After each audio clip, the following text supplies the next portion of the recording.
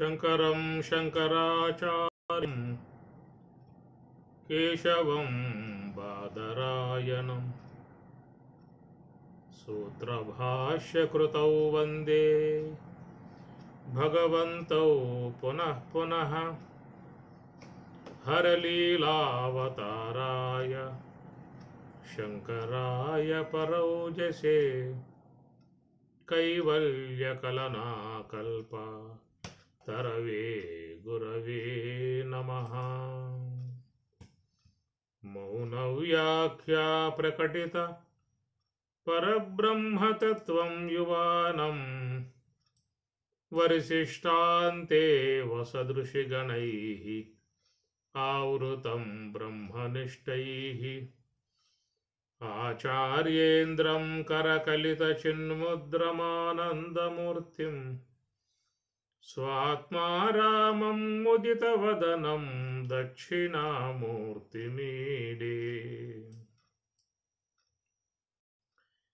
భూరంభాంశనలో నిలోంబరాహర్నాథో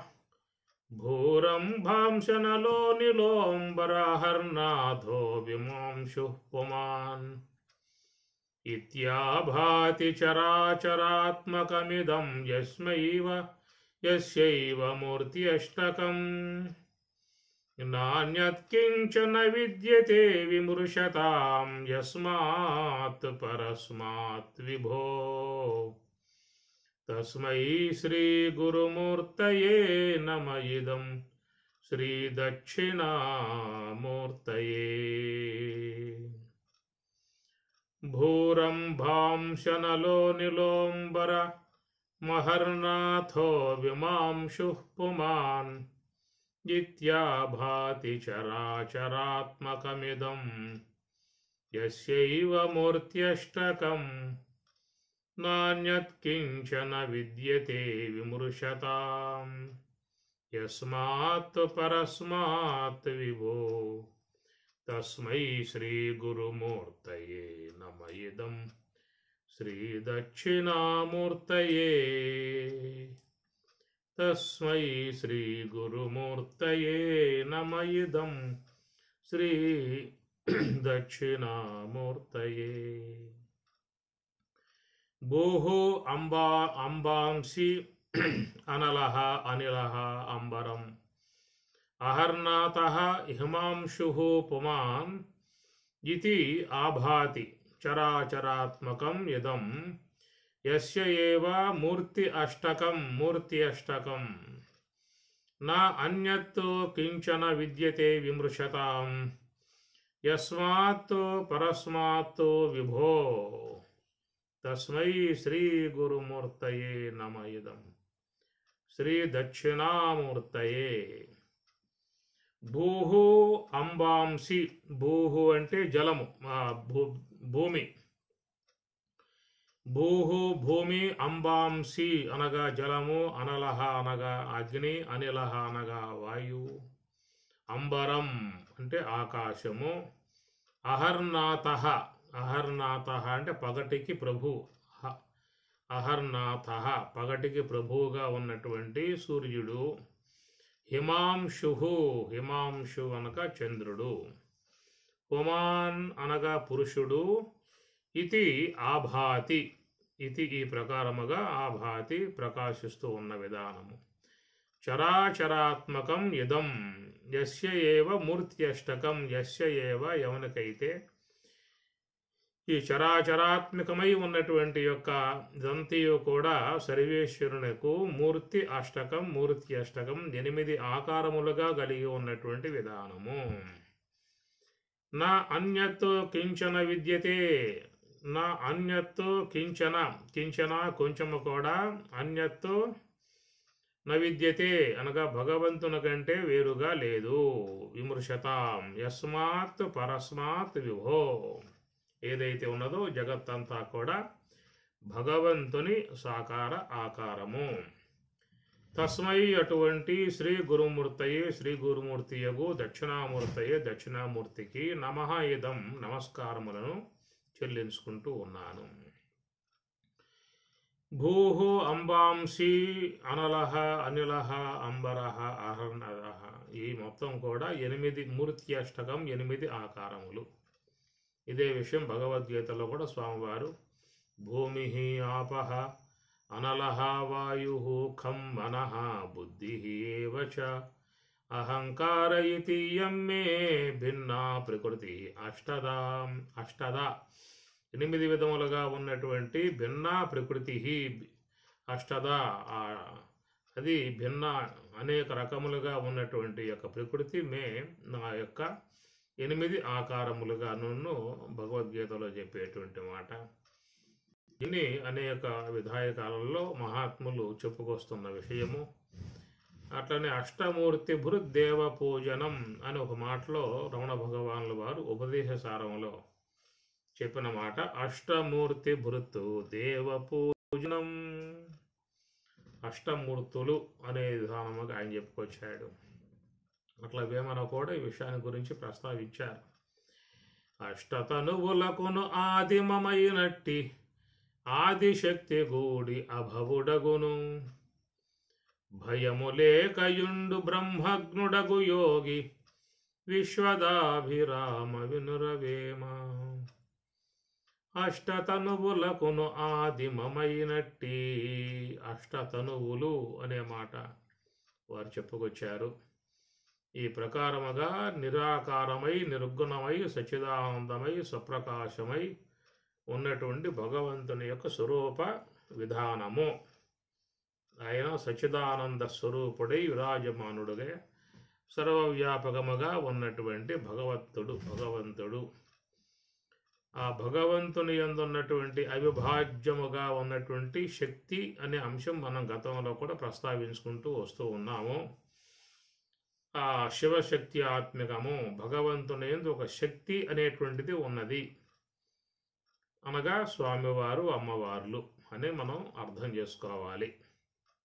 స్వామివారు అమ్మవార్లు ఇరువురు కూడా ఎప్పుడూ కలిసి ఉండే విధానమే.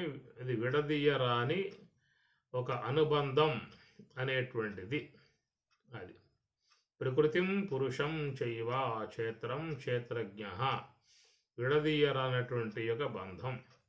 క్షేత్రం క్షేత్రజ్ఞ అనగా శరీరము లోన ఉన్న జీవుడు. ఇరువురు కూడా విడదీయరాని బంధం. కాబట్టి ఈ ప్రకారముగా ప్రకృతిం పురుషం, ఆ ప్రకారంగా ప్రకృతి పురుషులు, లోకంలో కూడా స్త్రీ పురుష అనే ఒక అనుబంధాన్ని భగవంతుడు ఈశ్వరుడు ఏర్పాటు చేసిన విధానము. ఇరువురు కూడా తమ జీవన గమనాలని కొనసాగించుకునేదిగా ఉంటుంది. దానివల్ల సృష్టి కార్యక్రమం విశ్వములో ఏర్పడే విధానం ఉంటుంది. ఇదొక చక్కటి విధానముగా భగవంతుడు తనకు తానుగా ఆలోచన చేసి ఏర్పాటు చేసుకున్నటువంటి ఒక క్రమ విధానము. అది ఎప్పుడూ కూడా సృష్టిలో సాగిపోతూ ఉంటుంది.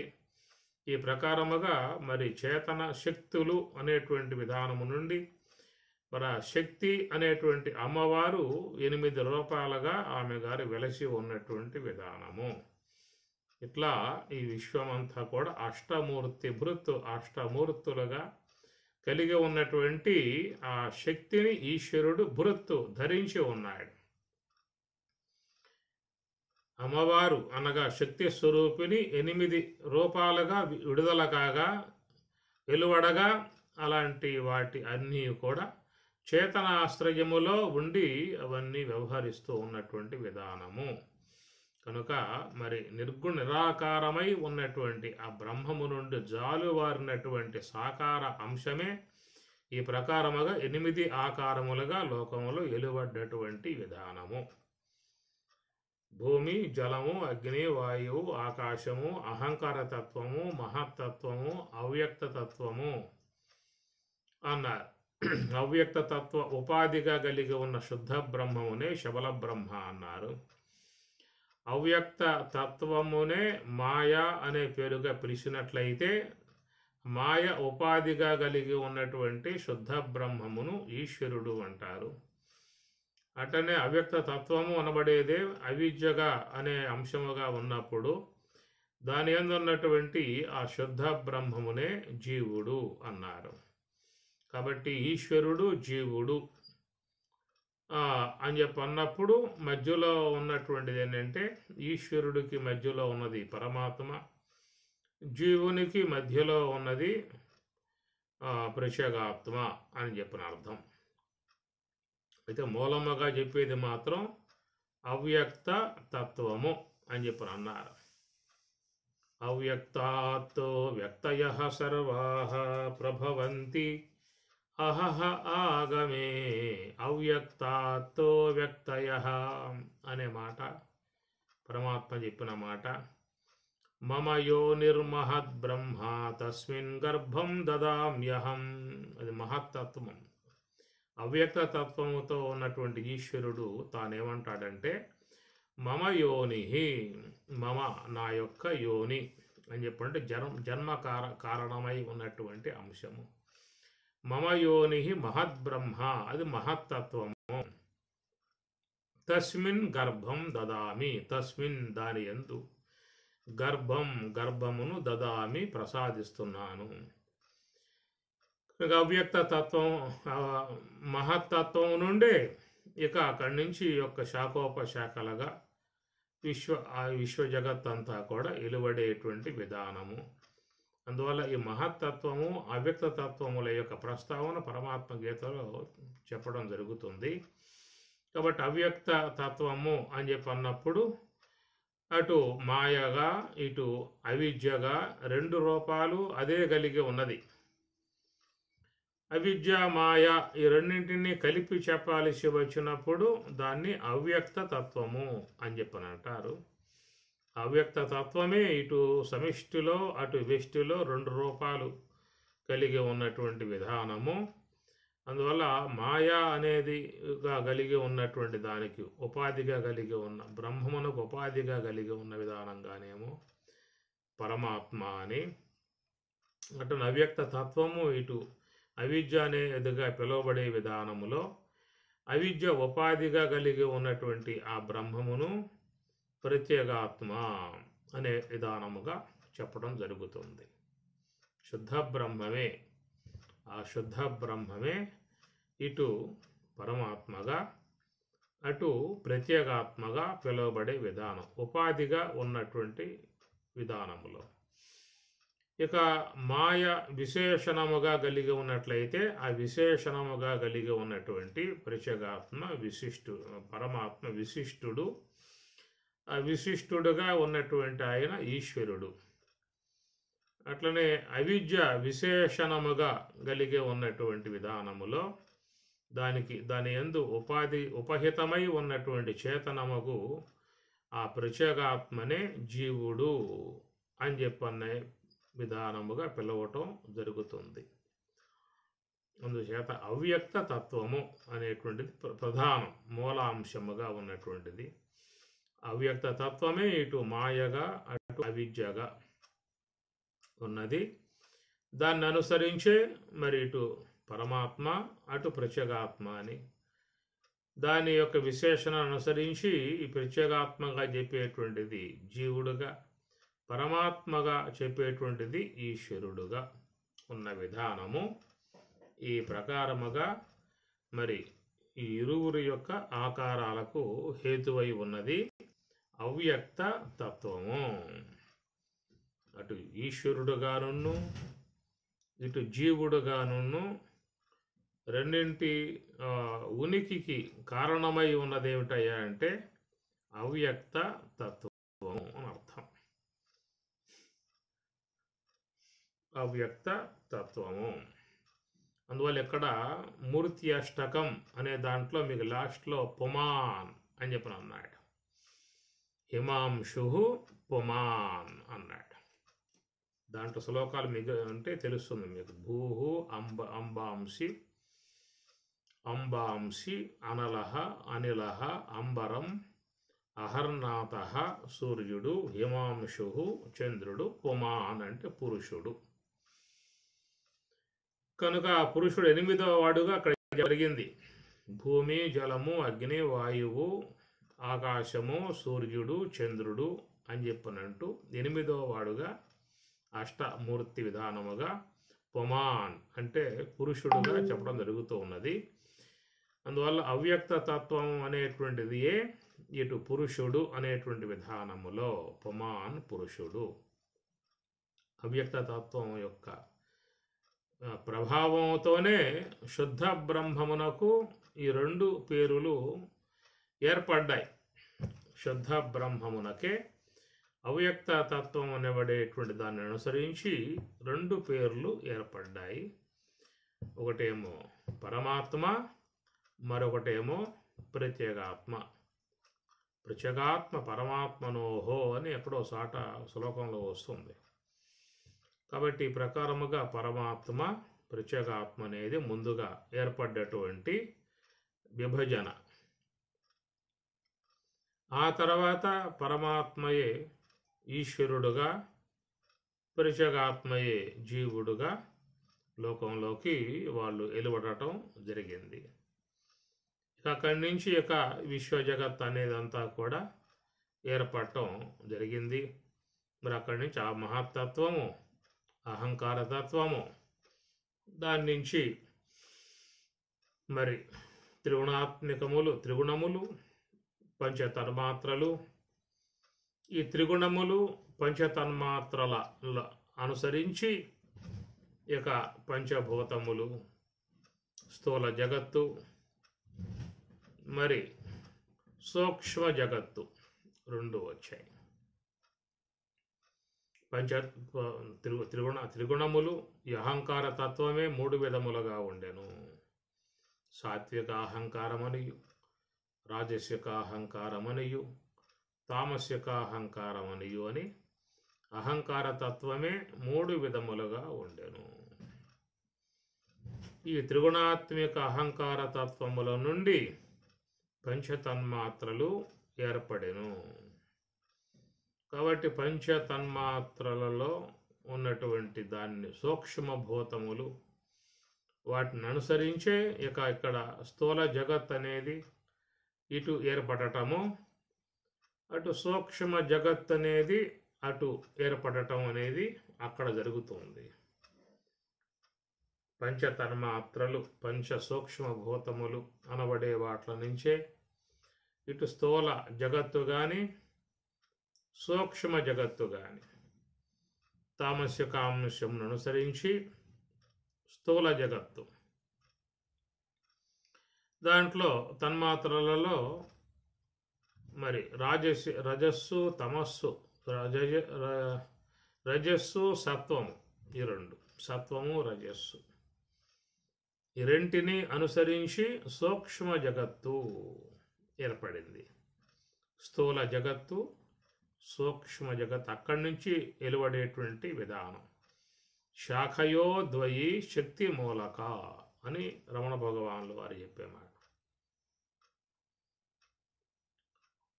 శాఖయో ద్వయి శక్తి మూలక అన్నాడు. కాబట్టి ఈ ప్రకారంగా రెండు శాఖలు అనేటువంటివి అక్కడి నుంచి ఏర్పడ్డటువంటి విధానం.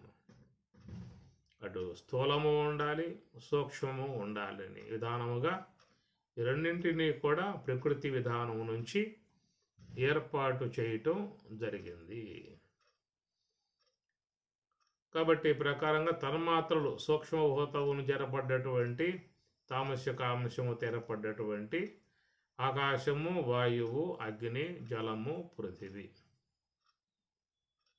ఈ పంచభూతములు, ఈ పంచభూతముల నుండి ఒక ప్రక్రియ అనేటువంటిది అంతర్గతంగా ఏర్పడ్డటువంటిది.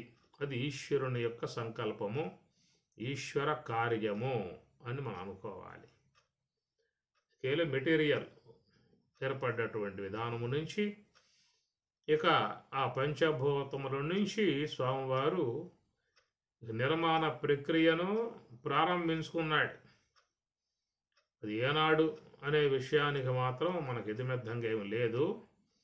అక్కడి నుంచి ఆయన గారు ఒక నిర్మాణ ప్రక్రియను ఆయన అనుకున్న విధానముగా ఏర్పరచుకున్నాడు. ఏకోహం బహుశ్యాం, తనొక్కడే ఉండటం ఆయనకి ఇష్టం లేదు. బహుశ్యాం అనేక రూపములను అగుదునుగాక అనే ఛాందోగ్యోపనిషత్తులో చెప్పినటువంటి అంశమును అనుసరించి ఆయన ఒక్కడే అయి ఉన్నటువంటి తాను వివిధ రూపాలుగా వివిధ జీవులుగా అనేది ఆయన ఏర్పడి, కాబట్టి స్థూల జగత్తు విధానములో తన్మాత్రలలోని ఏ యొక్క తామస్య కామస్యం ఉన్నదో దాన్ని ఉపకరణంగా చేసుకుని అటు శబ్ద తన్మాత్ర నుంచి ఆకాశము, స్పర్శ తన్మాత్ర నుంచి వాయువు, రూప తన్మాత్ర నుండి అగ్ని, జల తన్మాత్ర నుండి జలము, రస తన్మాత్ర నుంచి జలము, గంధ తన్మాత్ర నుండి పృథివీ. స్వామి చెప్పిన మాటలైతే శబ్దమునందలి తామస్య కామస్యము చేత ఆకాశం ఏర్పడెను. అట్లనే స్పర్శమునందలి తామస్య కామస్యము చేత వాయువు ఏర్పడెను. రూపమునందలి తామస్య కామస్యము చేత అగ్ని ఏర్పడెను. రసమునందలి తామస్య కామస్యము చేత జలం ఏర్పడెను. గంధమునందలి తామస్య కామస్యము చేత పృథివీ ఏర్పడెను. ఇది స్వామివారు మనకి ఇచ్చినటువంటి వివరణాత్మక అంశము.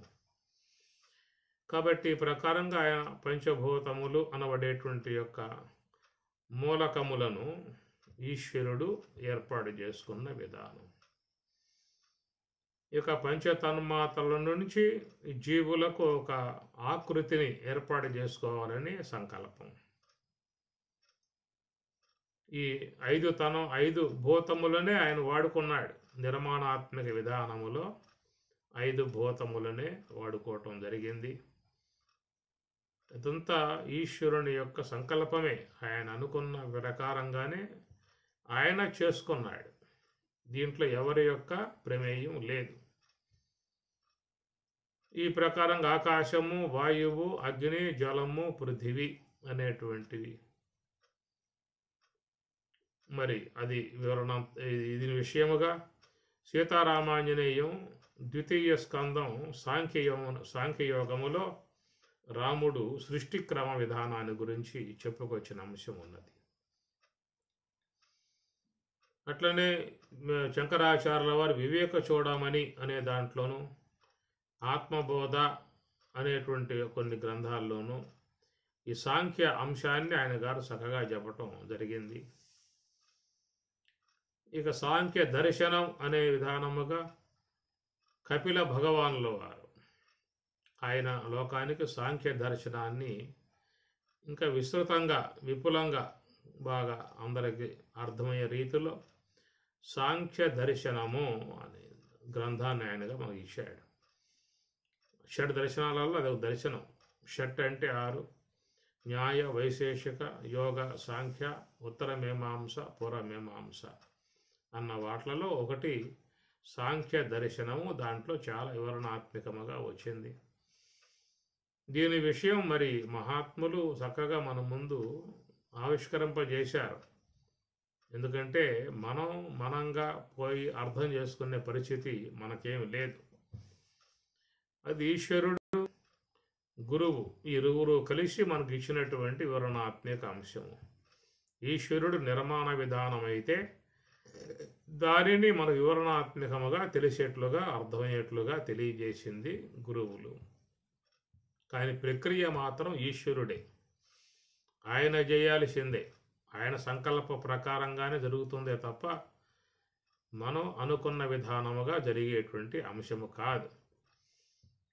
కాబట్టి ఆ ప్రకారంగా ఆయన ఎక్కడెక్కడ ఏవి ఉండాలనే విషయాలని ముందే ఆయన గారు ప్లాన్ చేసుకున్నటువంటిదిగా మనకు కనపడుతుంది. చూసినట్లయితే ఒక శరీర ఆకృతి అనేది రావాలంటే పంచభూతాలను ఆయన గారు వినియోగింపజేసుకున్నాడు. పాంచభౌతికమైన భవనంబు దేహంబు, పాంచభౌతికమైన భవనంబు భవనంగా ఏర్పాటు చేసి ఆ భవనంలో జీవుణ్ణి నిశ్శబ్దం చేయటానికి ఈశ్వరుడు సంకల్పించుకున్న విధానము. కాబట్టి అట్లాగా ఆకాశం మరి 2 భాగములయ్యను, వాయువు 2 భాగములయ్యను, అగ్ని 2 భాగములయ్యను, జలము పృథివీ 2 భాగములయ్యానని. అది అర్థం కావటానికి అన్నీ కూడా ఇట్లా అయ్యాయా, 2 అయ్యాయా, ఆకాశం 2 అయ్యిందా, వాయువు 2 అయ్యిందా, ఏంటి 2 కావటం ఏంటి, 2 అయ్యే అవకాశాలు ఆకాశానికి ఉన్నాయా, ఆకాశం వ్యాపకం కదా, సూక్ష్మభూతం కదా, అది 2 కావటం ఏంటి, వాయువు 2 కావటం ఏంటి, అగ్ని 2 కావటం ఏంటి, భూమి 2 కావటం ఏంటి, ఒకటేగా భూమి, 2 అవుతాయి భూములు అనేది ఎక్కడ అలాంటి అంశాలు తీయకూడదు. అంతేక చెప్పేదాన్ని మనసు పెట్టాలి తప్ప ఆకాశం 2 అయ్యాను, ఆకాశం 2 అవ్వటం ఏంటండి, ఆకాశం ఒకటే కదా, అది 2 అయ్యే అవకాశాలు ఉన్నాయా అనేది ప్రశ్న వస్తుంది. అలాంటి వాటిల్లోకి పోకూడదు. ఎందుకంటే వినేటువంటి ఒక శిష్యులు పసిబిడ్డలుగా ఉన్నారు, పసితనంగా ఉన్నారు. వాళ్ళకు వాళ్ళ స్థాయిలో అర్థమయ్యేట్లుగా చెప్పాలంటే ఇంతే, ఈ భాషే వాడాలి అంతే తప్ప ఇంకా ఏ భాష వాడే అవకాశం లేదు. కనుక దాని యందు ఆక్షేపణలు లేవదీయకూడదు. చెప్పిన అంశాన్ని చక్కగా వింటే చివరికి ఒక కొలిక్కి వస్తుంది, చివరికి వచ్చే అంశం బాగా తెలిసే అవకాశం ఏర్పడుతుంది. కాబట్టి అలాంటి విధానంలో ప్రశ్నలు వేసేటువంటిది, ప్రశ్నలకు అవకాశం ఉంటుంది కానీ ఆ ప్రశ్న వేయకూడదు అక్కడే, అంతే. చెప్పింది వినాలే తప్ప దాన్ని క్వశ్చన్ చేయకూడదు. చేస్తే చెప్పే అవకాశం లేదు, ఇక అంతే ఆగిపోతుంది. ఆ చెప్పే బోధ కూడా ఆగిపోతుంది తప్ప దానికి ఇంక వివరణాత్మక అంశం వచ్చే అవకాశాలు లేవు. కాబట్టి ఆకాశం 2 అయ్యాను, వాయువు 2 అయ్యాను, అగ్ని 2 అయ్యాను అని చెప్పాలి. అలా చెబితేనే విషయం ముందుకు పోయే అవకాశం ఉంటుంది. 2 కాగా దాంట్లో అర్ధభాగం 4 భాగాలయ్యాను, ఆకాశం అర్ధభాగం 4 భాగాలయ్యాను, వాయువు అర్ధభాగం 4 భాగాలయ్యాను, జలం యొక్క అర్ధభాగం 4 భాగాలయ్యాను. ఇట్లా అన్నీ కూడా 4 భాగాలుగా అనే అంశముగా తీసుకొచ్చి ఇక ఈ 4 అనేటువంటివి ఏ ఏ భూతమైతే ఉన్నాయో ఆ భూత సంబంధమై 4 పరగ భాగములు మిగతా భూతములలో కలిసినప్పుడు ఏర్పడేటువంటి యొక్క అంశములు. కనుక ఆకాశం 4 అయ్యను అని చెప్పన్నప్పుడు ఆ 4 ఏమయ్యాయి, 4 అయ్యాయి కదా, ఈ 4 ఏమయ్యాయి అని చెప్పనే విషయం వస్తే, ఒకటి పోయి వాయువులో కలిసింది, అది మనసు అయిపోయింది. ఒక పరగ భాగం పోయి అగ్నిలో పడింది, అది కాస్త బుద్ధి అయ్యింది. ఒక పరగ భాగం జలంలో పోయి పడింది, అది చిత్తం అయ్యింది. ఇంకొక పరగ భాగం పృథివిలో మునిగింది, అది అహంకారం అయ్యింది. ఇట్లా అయినాయి, అవి కూర్చున్నాయి. ఇప్పుడు మరి ఇంకో అర్ధభాగం ఉంది కదా, అదేమైంది అడిగితే మిగతా అర్ధభాగం అట్లాగే ఉన్నది, అది జ్ఞాతగా పిలువబడుతూ ఉన్నది అన్నారు స్వామివారు. అటనే వాయువు 2 భాగములు, ఒక అర్ధభాగం దాంట్లో 4 భాగములు, పరగ భాగములు, 4 పరగ భాగములు, బేడ భాగములు. అవి ఏమయ్యాయి అని చెప్పనంటే, ఒకటేమో ఆకాశంలో పోయి మునిగింది, అది వ్యానవాయువుగా మారింది. ఒకటేమో అగ్నిలో పడింది, అదేమో సమాన వాయువు అయ్యింది. ఇంకొకటేమో జలంలో మునిగింది, అది కాస్త ప్రాణం అయ్యింది. మరొకటేమో పృథివీలో పడింది, అది కాస్త అపానం అయ్యింది. మిగతా అర్ధభాగం ఏమైంది అని అంటే అది అట్లాగే ఉంది, అది దానికి ఉదాన వాయువుగా ఉండిపోయింది అట్లాగే. ఈ ప్రకారముగా పంచవాయువులు అనేటువంటి ఈ రూపకంగా ఏర్పడ్డటువంటి విధానం.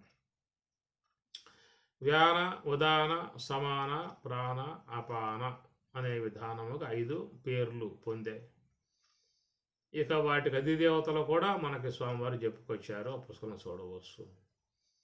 అదే ప్రకారంగా అగ్ని అనేటువంటిది కూడా 2 భాగములు, అర్ధభాగం 4 భాగాలకు అయ్యింది. ఈ 4 భాగాలు ఏమయ్యాయా అంటే, ఒకటి పోయి ఆకాశంలో పడింది, అది కాస్త శ్రోత్రేంద్రియం అయ్యింది, శ్రోత్రం అయ్యింది, చెవి అయ్యింది. ఇంకొకటేమో వాయువులో పోయి పడింది, అదేమో తొక్కు అయ్యింది, చర్మం. మరొకటి జలంలో పడింది, అది కాస్త జిహ్వ, నాలుక అయ్యింది. ఇంకొక పరగ భాగం పృథివిలో చేరింది, అది కాస్త ముక్కు, గ్రాణం, ముక్కు అయ్యింది. మిగతా అర్ధభాగం ఏమైంది అని చెప్పానంటే, మిగతా అర్ధభాగము అది చక్షు అయ్యింది, కన్ను అయ్యింది అది.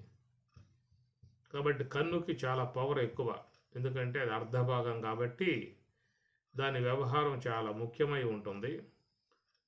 సర్వేంద్రియానాం నయనం ప్రధానం అనే మాట కూడా వాడారు.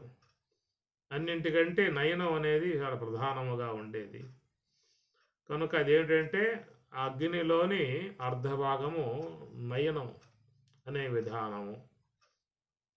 అగ్ని అనేది ఏం చేస్తుందంటే వస్తు స్వరూపాలని తెలియజేస్తుంది.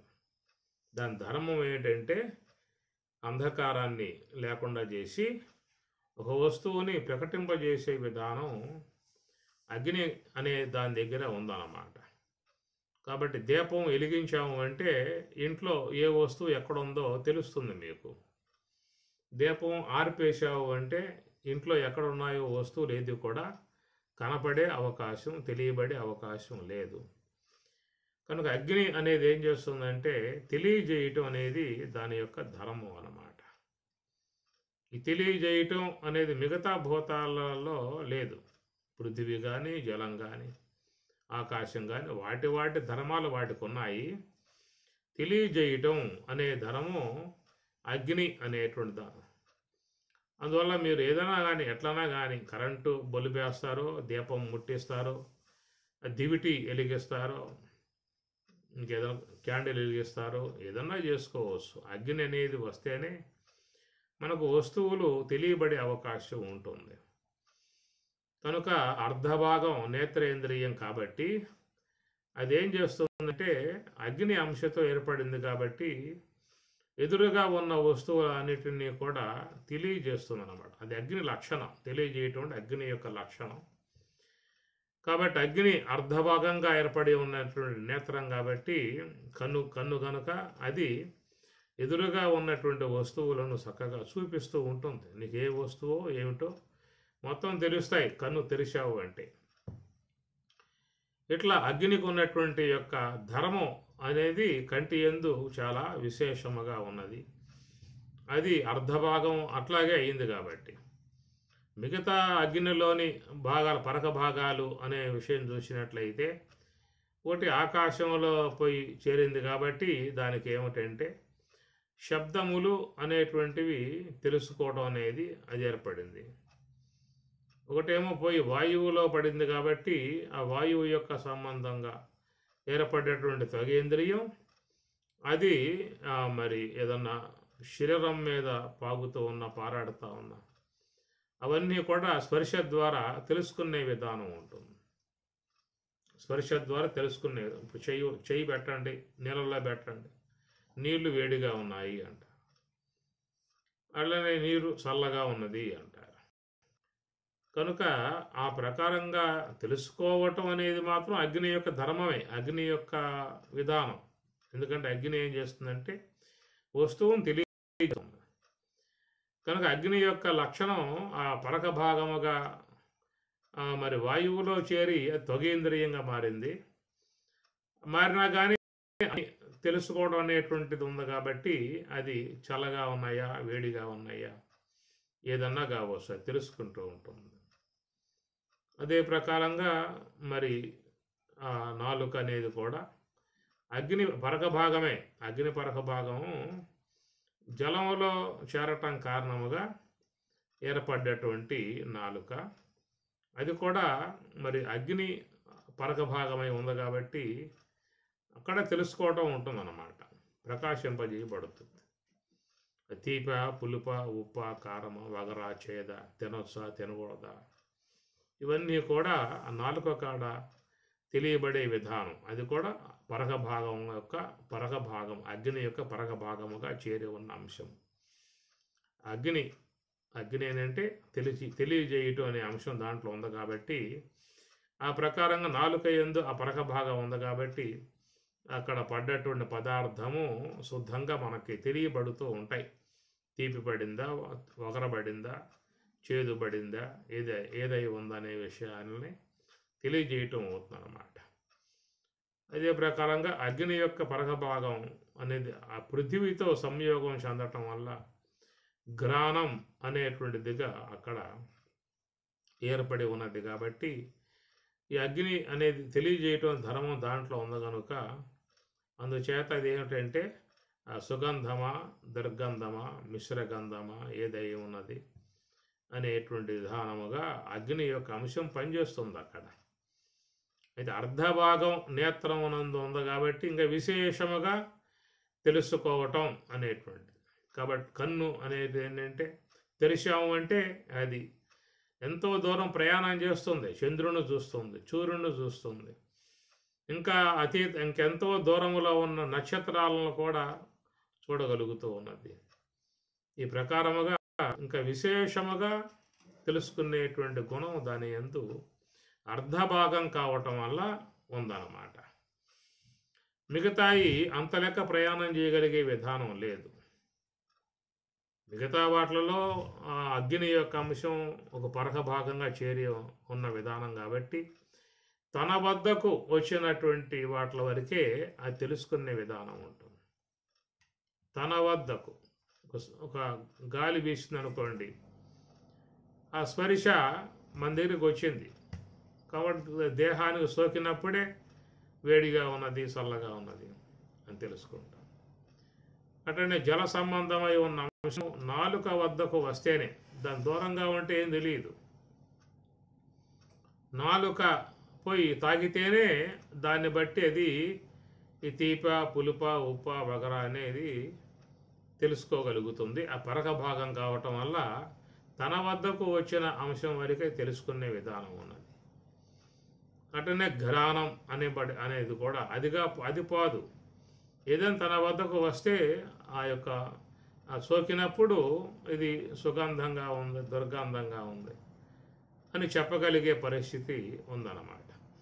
కనుక మిగతా అవన్నీ కూడా పరక భాగములు కావటం వల్ల అవన్నీ వాటి పరిధికి వస్తే తెలుసుకునే విధానమే కానీ అవిగా పావు. ఇప్పుడు నాలుకకు ఎదురుగా డైనింగ్ టేబుల్ మీద పదార్థాలు ఉన్నాయి కాబట్టి వాటి రసాలు తనకు సోకకుండా తెలుసుకునే విధానం ఉంటుందా? నాలుకకు అవకాశం లేదు. తన దగ్గరికి వస్తే చూడగలుగుతుందే తప్ప తన వద్దకు రాకుండా దూరంగా ఉంటే అది తెలుసుకునే విధానం మాత్రం లేదు. ఇట్లాగా ఈ పరక భాగములు 4 పరక భాగములుగా ఉన్నటువంటివి వాటి వద్దకు వస్తే తెలుసుకునే విధానమే కానీ అవిగా పోయే అవకాశం లేదు.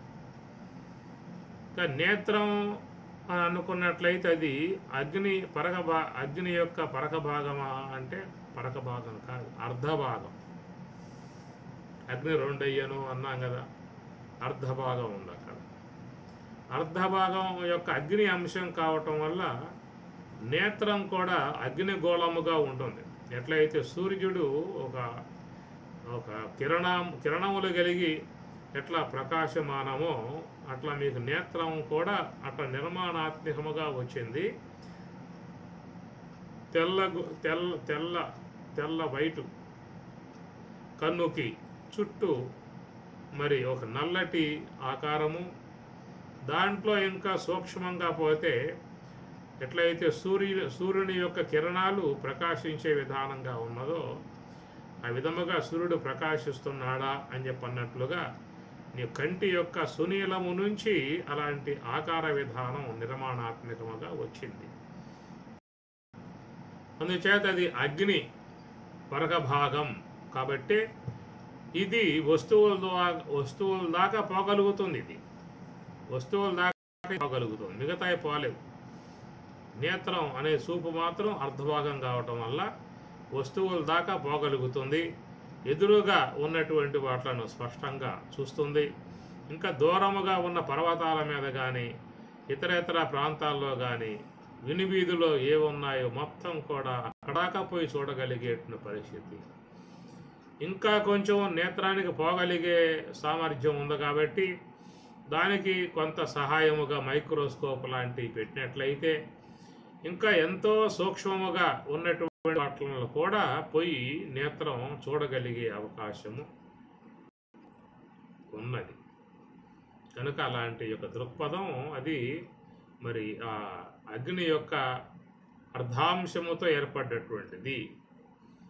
అదే ప్రకారంగా మహాత్ముల యొక్క చూపు చాలా సునిశ్చితంగా ఉంటుంది, చాలా సూక్ష్మంగా ఉంటుంది. ఎక్కడో ఉన్నటువంటి అంశాలు కూడా వాళ్ళు చూడగలిగేటువంటి విధానం ఉంటుంది. ఆ ప్రకారంగా వాళ్ళ తపో శక్తి ద్వారా వాళ్ళ దృష్టి యొక్క కోణాన్ని ఎంతో పెంపొందింపజేసుకునే విధానము. కాబట్టి ఎక్కడెక్కడో జరుగుతున్నటువంటివి కూడా ఇక్కడ ఉండే చూడగలిగేటువంటి అవకాశం అన్నమాట. కాబట్టి ఈ ప్రకారముగా అగ్నిలో చాలా శక్తివంతమై ఉన్నటువంటి అంశం ఉన్నది. కాబట్టి సృష్టి విధానములో అగ్ని అర్ధాంశము అనబడేటువంటిది చక్షువయ్యను అనే మాటకు చూసినట్లయితే కంటికి చాలా ఉన్నటువంటి పవర్, కన్ను చాలా జీవితంలో ప్రధానమై ఉన్నటువంటి యొక్క అంశము.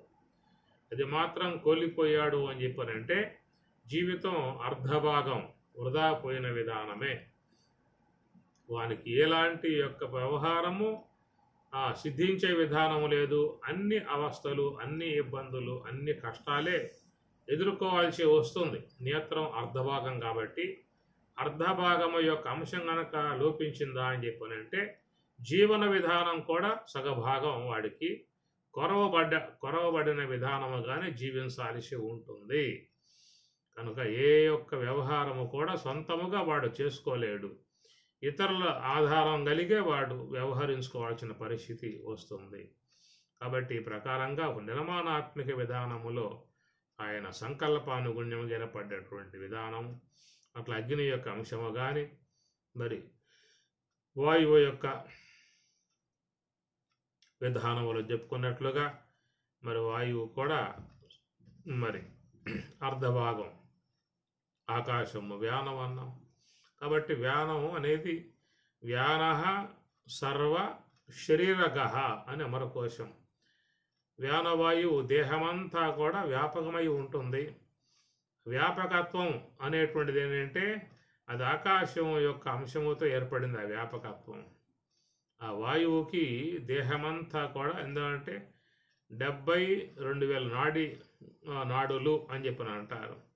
నాడులు, నాడీ మండలాలు.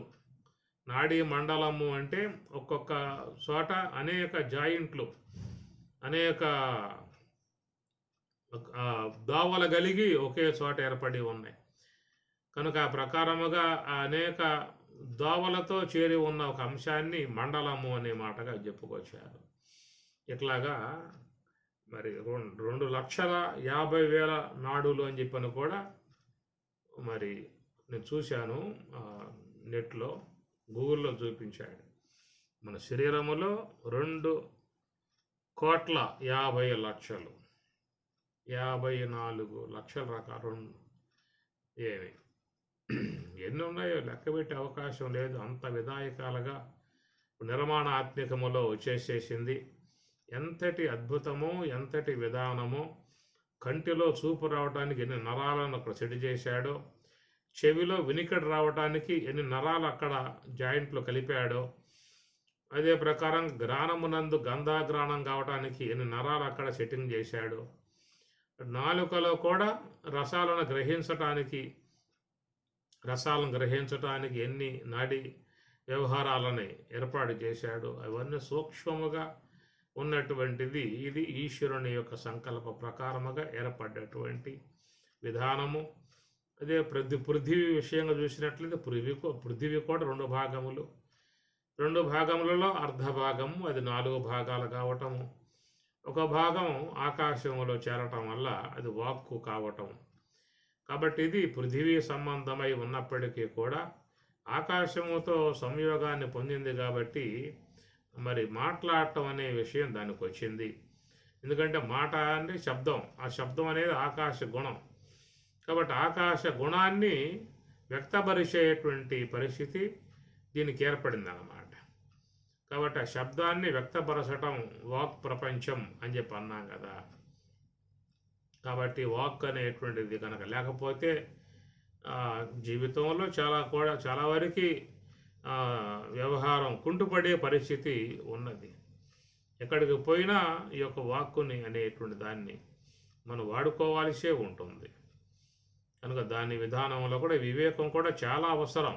వాక్ అనేది ఉందా అంటే దాన్ని వినియోగింపజేసే విధానం కూడా చాలా వివేకం అనే దాంతో కూడి ఉండాలి.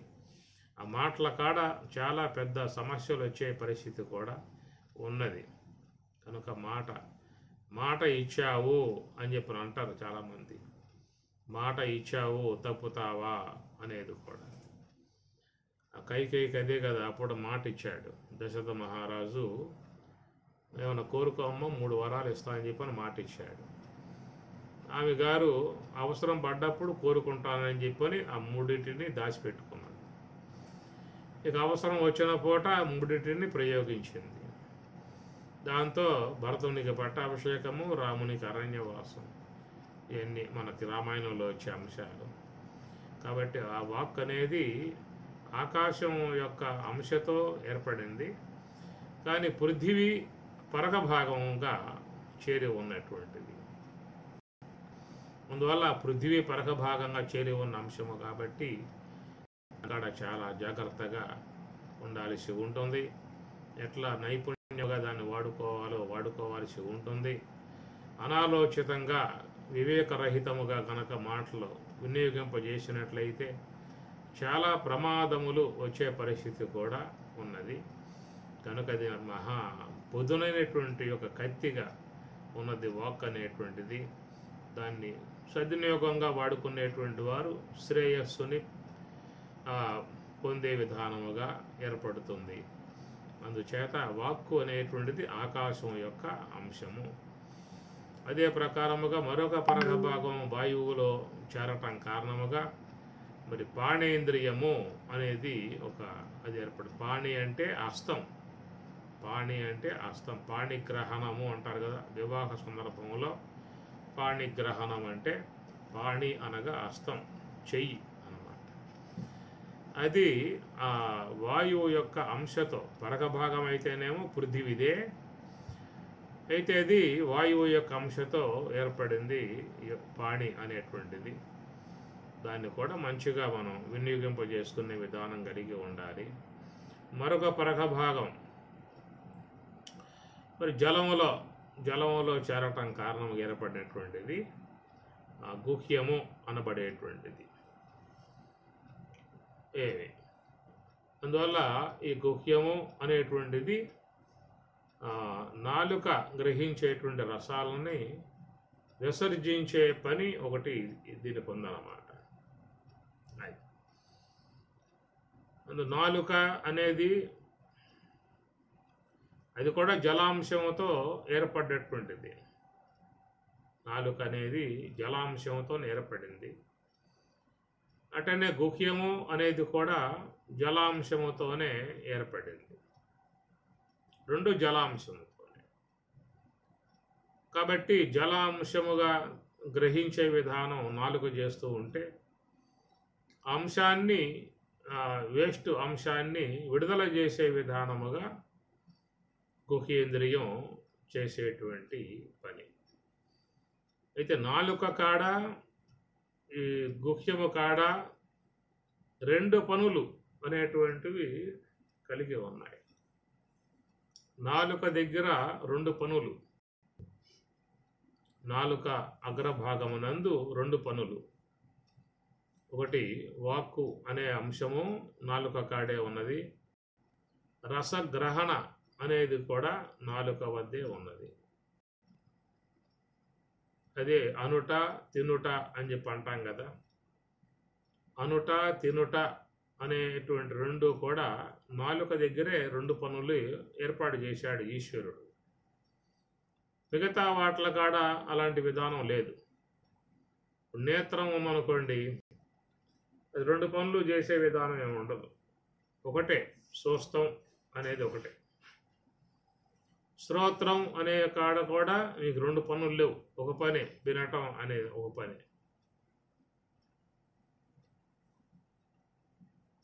ఈ ప్రకారంగా మరి ఇక్కడే ఒక నాలుక అనే అంశం కాడ మాత్రమే 2 పనులు ఇక్కడ ఏర్పాటు చేయటం జరిగింది. ఒకటి మాట్లాడటం అనే అంశము నాలుక దగ్గరే. నాలుక యొక్క అగ్రభాగం ఎక్కడెక్కడ నొక్కుతూ ఉంటుందో ఆ నొక్కే స్థలము నుంచి అక్షర సముదాయము ఏర్పడుతుంది. అక్షర సముదాయము నుంచి శబ్దములు వెలువడే విధానం ఉంటుంది. కాబట్టి ఈ ప్రకారంగా ఆ నాలుక యొక్క ఆ నొక్కటం స్పర్శ, నాలుక యొక్క స్పర్శ అని ప్రకారంగా ఆపో స్థలమునందే పంచస్థానాలను కూడా ఈశ్వరుడు ఏర్పాటు చేసి ఉన్న విధానం.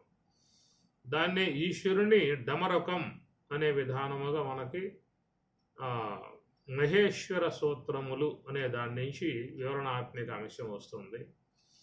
మహేశ్వర సూత్రములు అనబడేటువంటి మొత్తం ఆ ఈ ఉం రొలకు ఏ ఓం అయవచ్చు గడదశ్ జబగడదశ్ శశసర్ హల్ యమగణనం అని ఇట్లాగా వచ్చేటువంటి మొత్తం సూత్రాలు ఉన్నాయి. 14 ఎంతో సూత్రాలు ఉంటాయి. దాన్ని మహేశ్వరుని సూత్రాలుగా చెప్పుకొచ్చేమాట.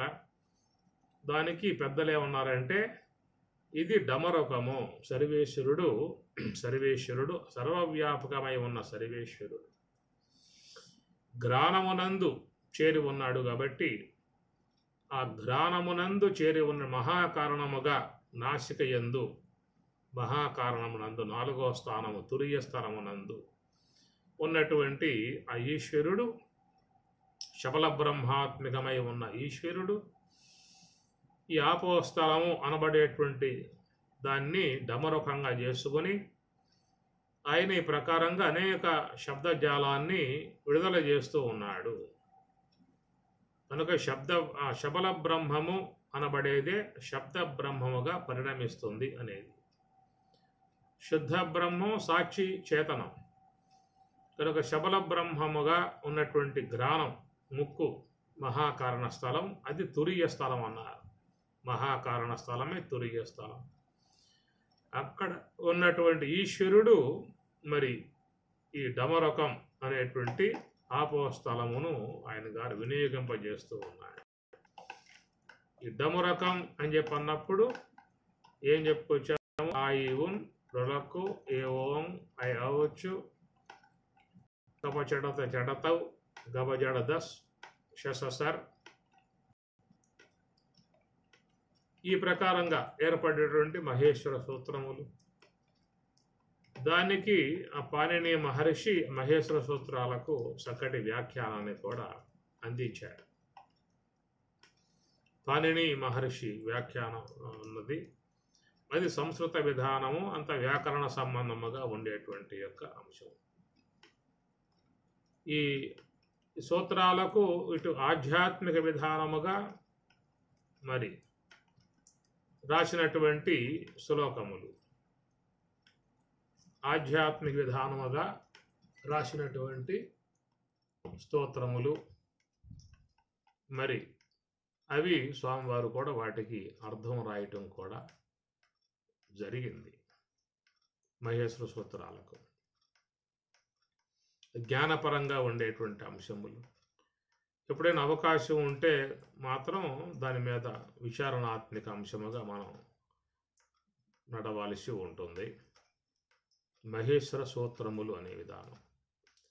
కాబట్టి ఈ ప్రకారముగా మరి ఈ శబ్ద బ్రహ్మం డమరకముగా చేసుకుని సమస్త వేదవాంగ్మయం అంతయు కూడా మహర్షుల ద్వారా లోకానికి ఎలువరింప చేయించాడు. వేదములు వేద మంత్రభాగములు అవి ప్రపాఠకాలు అన్నారు. సూక్తములు అంటారు. వేద భాగాలని ప్రపాఠకములు అంటారు. మంత్రభాగము అంటారు. సూక్తములు అని చెప్పని అంటారు. అనేక పేర్లేవో పెట్టారు. అవన్నీ కూడా మహర్షుల వాక్కు నుంచి వెలువడ్డటువంటివే. కనుక ఆ యొక్క వాటికి మహర్షులే ద్రష్టలుగా ఉన్నారు. అందువల్ల వేదం దర్శనములు అంటారు. ద్రష్టలు, మునులేమో ద్రష్టలు అని చెప్పని. కాబట్టి ఆ ప్రకారముగా సర్వేశ్వరుడు ఎలువరింపజేసిన విధానము నుండి మహర్షుల యొక్క శబ్ద బ్రహ్మము నుండి అనగా వాక్కు నుంచి వెలువడ్డటువంటి ఆ మంత్రములు అవే వేద సంహితలు, అవే సూక్తములు, అవే ప్రపాఠకములు. కాబట్టి ఈ ప్రకారము 4 వేదములు కూడా ఈ డమరకం అనగా వాక్కు నుంచే వెలువడ్డటువంటి విధానం గనుక ఇది మహేశ్వరునకు డమరకముగా ఉన్నటువంటి విధానము అని కనుక దాని నుంచి మహాత్ములు అనేక ప్రబోధములు లోకానికి అందించే విధానం ఉంటుంది. కాబట్టి మహాత్ములు మాట్లాడేటువంటివన్నీ కూడా దానికి శబ్ద బ్రహ్మము అనేటువంటిదిగా పిలుస్తారు. శబ్ద బ్రహ్మము అన్నారు. శబ్ద బ్రహ్మని నిష్ణాత పరం బ్రహ్మాది గచ్చతి. శబ్ద బ్రహ్మమునందు నిష్ట కలిగి ఉన్నటువంటి వారు పరబ్రహ్మమును పొందే అవకాశం ఏర్పడుతుంది అని భగవద్గీతలో 6వ అధ్యాయంలో చెప్పేటువంటి మాట.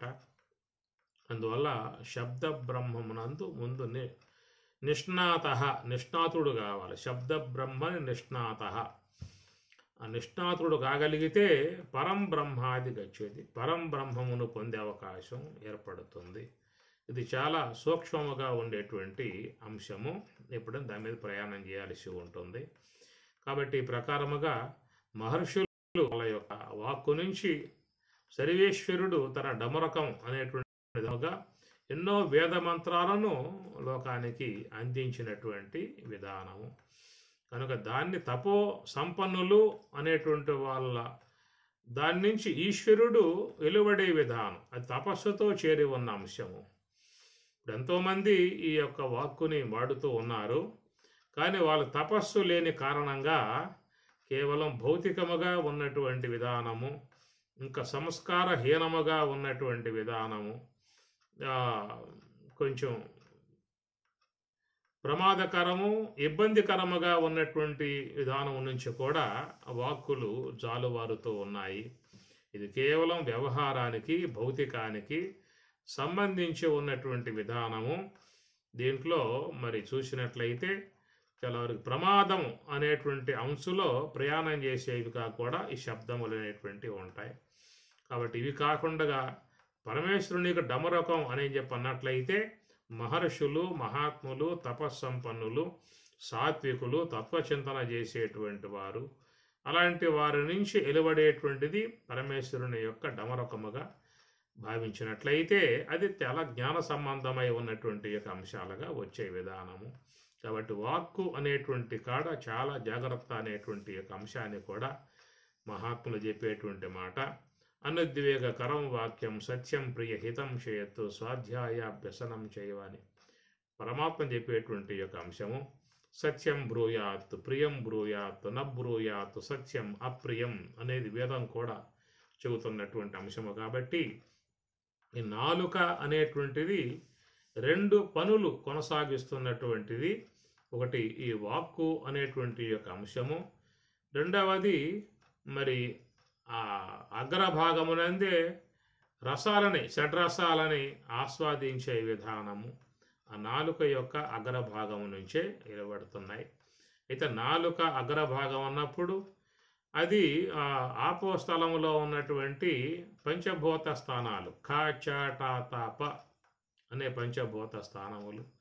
ఖ అనే అక్షరం పలికే చోట ఆకాశ స్థలము, చ అనే అక్షరం పలికే చోట వాయుస్థలము, ట అనే అక్షరం పలికే చోట అగ్నిస్థలము, త అనే అక్షరం పలికే చోట జలస్థలము, ప అనే అక్షరం పలికే చోట పృథివీ స్థలము అని ఇట్లా ఈ శబ్ద బ్రహ్మము యొక్క స్థలములోనే పంచభూతములు అనే అంశాలు చెప్పుకొచ్చారు పెద్దలు. క, క, గ, గ, ఞ, చ, చ, జ, జ, ఈ, ట, ట, డ, డ, అణ, త, త, ద, ద, న, ప, ప, బ, బ, మ అనేటువంటిది అక్షర ప్రపంచముగా, ఇది 25 అక్షర ప్రపంచముగా, ఇంకా దాంట్లో పృష్టములు, అపృష్టములు, ఈషత్ పృష్టములుగా చెప్పేటువంటి యొక్క భాషా సంబంధ అంశాలు ఉంటాయి. పృష్టములు అని చెప్పనంటే నాలుక నొక్కగా, నాలుక స్పృశంసగా పుట్టే అక్షరాలు పృష్టములు అంటారు. అవి ఆ క, ట, ట, డ, డ అనేటువంటివన్నీ కూడా ప, ప, బ, బ, త, త, ద, ద ఇవన్నీ కూడా నాలుక నొక్కితేనే ఏర్పడే అక్షరాలు కాబట్టి వాట్లను పృష్టములు అని చెప్పని అంటారు. ఈషత్ పృష్టములు అనే కొన్ని ఉన్నాయి. ఈషత్ పృష్టములు అంటే అది ఈషత్ అంటే కొంచెముగా, అంటే నాలుక తగిలి తగలకుండగా ఏర్పడేటువంటి అక్షరాలని ఈషత్ పృష్ఠములు అని చెప్పని అంటారు. అవి యా, రా, లా, వా, వా, యా, రా. అది నాలుక అనేది పెద్దగా తగలదు అక్కడ. ఇప్పుడు టా, టా, డా, డా అని అన్నప్పుడు నాలుగు బాగా తగలాల్సిందే. యా, రా, లా, వా అనేటువంటి ఎక్కువగా తగలకుండా ఏర్పడేటువంటివి కాబట్టి వాటను ఈషత్ పృష్ఠములు అంటారు. మూడవ రకం అపృష్టములు అనగా పృష్టం అంటే తాకట, అపృష్టం తాకకుండగానే నాలుక తగలకుండానే ఏర్పడేటువంటి యొక్క అక్షరములు అవి అపృష్టములు అని చెప్పని అంటారు. అవి ఆ, ఆ, ఈ, ఉ, ఇవన్నీ కూడా అపృష్టములు, నాలుక తగలకుండగానే పుట్టే విధానం. ఏవైనా మొత్తం నాలుక యొక్క అగ్రభాగం అనేటువంటి దాని నుంచే ఈ వాక్ అనేటువంటిది అక్కడ చేరి ఉన్నటువంటి విధానము. ఆ నాలుక యొక్క అగ్రభాగమునందే ఈ రసగ్రహణ ఇంద్రియం కూడా ఏర్పడి ఉన్న విధానము. రెండు కూడా ఆ నాలుక యందు రెండు అంశాలు భగవంతుడు ఈశ్వరుడు ఏర్పాటు చేసి ఉన్న విధానం. అదే ప్రకారంగా జలమునందు జలాంశము నుంచి ఏర్పడ్డటువంటి నాలుక యందు రెండు అంశాలు ఉన్నాయి. అదే ప్రకారముగా ఆ జలాంశము నుంచి ఏర్పడ్డటువంటి పృథివీ పరహ భాగం ఇక్కడ, అక్కడేమో అగ్ని పరహ భాగం అక్కడ ఉంటుంది. కాబట్టి అక్కడ జిహ్వా అన్నాం, ఇక్కడ గుహ్యము అన్నాం. అనగా పృథివీ యొక్క పరహ భాగాంశమే జలాంశమునందు కలిసినప్పుడు ఏర్పడే ఇటువంటిది ఈ గుహ్యేంద్రియము. కనుక ఈ గుహ్యేంద్రియము అనేది ఏంటంటే రస విసర్జన చేయటం అనేటువంటిది ఒకటి ఉన్నది. రెండవది మనకు పంచీకరణలో చెప్పినప్పుడు శురతానందము కలిగాను, శురతానందము అనుభవించాను అనేది వ్యవహారంలో మీకు వస్తుంది. ఈ జ్ఞాత చిత్తముతో కలియగానే సమాన వాయువుతో సంబంధం పడి జిహ్వేంద్రియం ద్వారా రసాన్ని గ్రహించి శురతానందమును అనుభవించను అని మనకు స్వామివారు కూడా పంచీకరణ విధానంలో వ్యవహార చింతనలో చెప్పేటువంటి మాట. ఇక్కడ రస విసర్జనము అనే అంశమే కాకుండా శురతానందము అనగా జీవులు ఆనందం పొందేటువంటి మరొక అంశము కూడా రెండు ఈ గుహ్యేంద్రియమునందు చేరి ఉన్నవి. జిహ్వేంద్రియమునందు ఎట్లయితే రెండు అంశాలు చేరి ఉన్నాయో గుహ్యేంద్రియమునందు రెండు అంశాలు ఈశ్వరుడు ఏర్పాటు చేసిన విధానము. కనుక శురతానందమును అనుభవించను అనేటువంటిది. ఆనందము అనేటువంటిది భగవత్ స్వరూపం. ఆనందం అనేది ఇతర ఏ యొక్క దాని యందు ఉండే అవకాశం లేదు. ఏ లక్షణం దేంట్లో ఉంటుందో ఆ లక్షణం దాని ద్వారా పొందాలే తప్ప మరొక దాని నుంచి కలిగే అవకాశం లేదు మీకు. ఇప్పుడు అగ్ని నుంచి కలిగేది వేడి, దాని నుంచి పొందాల్సిందే. జలం నుండి కలిగేది స్పర్శ, దాని నుంచి పొందాల్సిందే. ఆకాశం నుంచి కలిగేది శబ్దము, అది దాని నుంచి పొందాల్సిందే. కాబట్టి వేరే వేరే వాటి నుంచి అవి పొందే అవకాశం లేదు. దేంట్లో ఏది లక్షణం ఉంటుందో దాని నుంచి రావాలే తప్ప మరొక దాని నుంచి పొందే అవకాశం లేదు. ఇప్పుడు అగ్ని నుంచి రసం అనేటువంటి యొక్క గుణాన్ని పొందే అవకాశం ఉంటుందా అంటే కలిగే అవకాశం లేదు. అందుచేత ఆనందము అనేటువంటి విధానం చూసినట్లయితే అది భగవంతుని యొక్క స్వరూప లక్షణము. ఆనందో బ్రహ్మేతి బిజానాత్ ఆనందాత్యేవ ఖలు యమాని భూతాన్ని జాయంతే అనే మాటలు మీకు తైత్రీయంలో వస్తూ ఉన్నాయి. ఆనందమయోభ్యాస అని బ్రహ్మసూత్రం చెబుతూ ఉన్నది. మాంత్రవర్ణికమేవచ గీయతే అనేక మంత్రములు కూడా బ్రహ్మమును ఆనంద రూపముగానే చెప్పే విధానముగా ఉన్నది. కాబట్టి ఈ ప్రకారముగా ఉండగా సురత ఆనందము అనుభవించను అనే విషయం వచ్చినప్పుడు అక్కడ బ్రహ్మం ఉన్నదా అనేటువంటి యొక్క విషయంగా కొంత ఆలోచన కలిగే అవకాశము ఉన్నది. కాబట్టి ఆ విధముగా చెప్పటానికి మరి సముచితమైనటువంటి యొక్క అంశమేనా, ఆ స్థలములో బ్రహ్మము యొక్క ఆనందాన్ని చెప్పటం ఏమిటి అనేటువంటి ప్రశ్న కూడా వస్తుంది. కానీ పెద్దలు చెప్పినటువంటి యొక్క అంశము తప్పు అనే అనాలిసి వస్తుందా అన్నటువంటి విషయం కూడా వస్తుంది. కాబట్టి ఆ వాక్యం పూర్తిగా తీసేయాల్సి ఉన్నదా? ఒకవేళ తీసేసే అంశం అయితే మహాత్ములు బ్రహ్మవేత్తలు ఆ అంశాన్ని అక్కడ ఎందుకు చెబుతారు వాళ్ళు.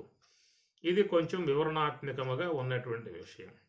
సురత ఆనందమును అనుభవించను అనేటువంటి విషయంగా చూసినట్లయితే మరి మరి భగవంతుడు ఏకోహం బహుశ్యాం, నేను ఒక్కడనే అయి ఉన్నటువంటి యొక్క నేను అనేక రూపములను అగుదునుగాక అనేటువంటి అకామయత ఆయన సంకల్పించెను అన్నటువంటి యొక్క వేదవాక్యము యొక్క విధానములో ఆయన అనేక రూప విధానములుగా విశ్వాకారముగా ఏర్పడాలి అని చెప్పన్నట్లయితే అట్టి ఆ సృష్టి కార్యము యొక్క విషయం మీద భగవంతుని యొక్క సంబంధమై ఉన్నటువంటి ఆనందాన్ని ఒకంత ఆనందాన్ని మరి ఆ జీవులకి ప్రసాదించటం కారణముగా వాళ్ళేమన్నా దానిని అపేక్షించి సృష్టి కార్యాన్ని ఏమన్నా కొనసాగిస్తూ ఉన్నారా అన్నటువంటి యొక్క విధానము. కాబట్టి ఆ విధముగా ఉన్నది కాబట్టి విస్తృత స్థాయిలో ఈ సృష్టి కార్యక్రమం అనేటువంటిది దాన్ని అనుసరించి జరుగుతూ ఉన్నటువంటిది అపేక్ష అనుసరించి ఆనందం కలుగుతుంది. ఎందుకంటే ఆనందాపేక్షతోనే ఎవరైనా ఏ కార్యమైనా చేసే అవకాశం అనేది ఉంటుంది లోకంలో. దుఃఖాపేక్షతో ఎవరూ కూడా ఏ కార్యమును చేసే విధానము లేదు. దుఃఖాన్ని ఉద్దేశించి ఎవరు ఏ కార్యమును చేయరు. కనుక మనిషిలో స్వతసిద్ధముగా ఉన్నటువంటిది ఏంటంటే ఆనందం అనేటువంటి యొక్క భావన. నాకు తింటే ఆనందం వస్తుంది, చూస్తే ఆనందం వస్తుంది అనేదిగా వ్యక్తులు కోరుకుంటూ ఉంటారు. అలాంటి విధానములో భగవంతుడు ఆ భగవత్ సంబంధమై ఉన్నటువంటి యొక్క ఆనందాన్ని ప్రసాదించే విధానముగా ఏర్పాటు చేయటం కారణముగా తాను సంకల్పించుకున్నటువంటి యొక్క ఏకోహం భవిష్య అనేటువంటి సృష్టి కార్య విధానానికి దోహదపడే విధానముగా భగవంతుడు అక్కడ మరి ఆనంద ప్రాప్తి అనేటువంటి యొక్క అంశంగా చేరి ఉన్నటువంటి విధానము. కాబట్టి ఈ ప్రకారముగా గుహ్యము కాడ రెండు అంశములు అక్కడ ప్రవేశింపజేశారు. ఒకటి రస విసర్జన అనేటువంటి యొక్క అంశము, రెండవది మరి ఆ యొక్క జీవ ఉత్పత్తి అనేటువంటి కాడ ఆనంద ఆప్తి అనేటువంటి యొక్క అంశము. కాబట్టి ఈ ప్రకారంగా సురతానందమును అనుభవించను అన్నటువంటి యొక్క అంశం అక్కడ ఈశ్వరుడు ఏర్పాటు చేశాడు. కాబట్టే సకల జీవులు ఆ వైపుకి మిక్కుటముగా పరుగులు తీస్తూ ఉన్నాయా అనేటువంటి యొక్క అంశము కూడా ఆడ వస్తుంది. సరే, ఈ ప్రకారముగా ఈ సృష్టి విధానముగా భగవంతుడు ఎక్కడ ఇత్యాభాతి చరాచరాత్మకమై ఉన్నటువంటి జగత్తంతటిని కూడా ఏర్పాటు చేసుకునే విధానముగా ఈశ్వరుడు భూహు అంబాంసి అనలహ అనిలహ అంబర అహర్నాథ ఇమాంశు పుమాన్. కాబట్టి పుమాన్ అన్నప్పుడు అక్కడ పురుషుడు అన్నప్పుడు ఈశ్వరుడు జీవుడు ఇద్దరు వస్తారు. అక్కడ ఏంటంటే అవ్యక్త తత్వం అనబడేటువంటి అంశము కాడ అది మాయగా ఉపాధిగా ఉన్నప్పుడు ఈశ్వరుడు, అవిద్య ఉపాధిగా ఉన్నప్పుడు జీవుడు అని చెప్పేసి ఇత్యాది అంశములతో చేరి ఉన్నటువంటి యొక్క భాగాన్ని మనకి శంకరాచార్యుల వారు ఈ యొక్క మంత్రములో చెప్పుకొస్తూ ఉన్నారు. దీన్ని కొంత విచారించాల్సి ఉంటుంది. ఓం సహనా భవతు సహనౌ భునక్తు సహ వీర్యం కరవావహై తేజస్వినావధీతమస్తు మా విద్విషావహై. ఓం శాంతి శాంతి శాంతి. హరి ఓం తత్సతు. శ్రీ గురుభ్యో నమః. హరి ఓం.